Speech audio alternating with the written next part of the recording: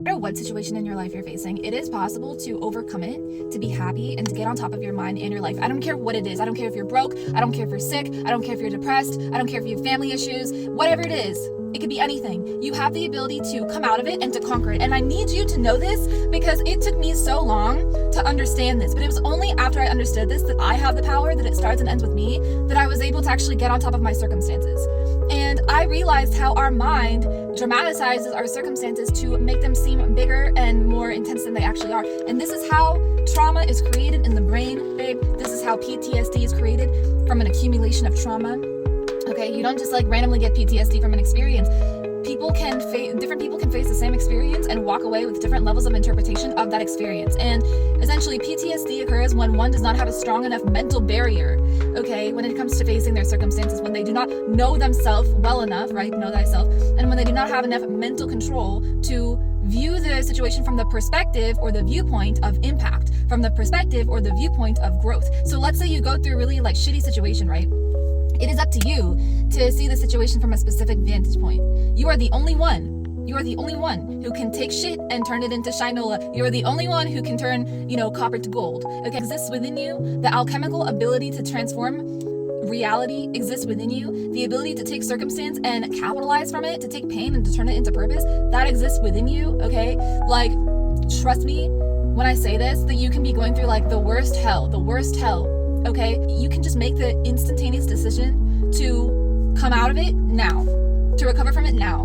And it's a mental decision. It's not, nothing outside of you needs to change.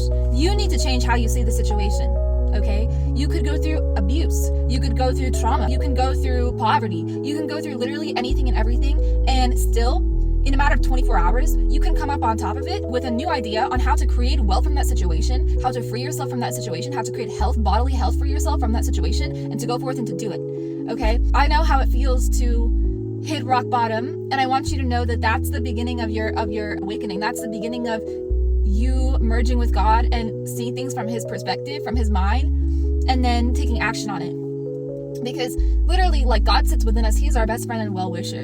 And we just have to recognize him, okay? When we cry out to him for help, that is when we are the closest to him. When we are at our lowest, that's the only way we can be close to him. When we're happy and enjoying life, like, we don't think about God. Like, we don't pray, or like, usually we don't pray. We don't ask for his assistance. We don't ask for his friendship, his companionship, his closeness. However, he wants us to seek him with all that we do, and to stay close to him with all that we do, because he is the way, the truth, and the life. That's it, period. Like, there is nothing else. Everything good stems from him.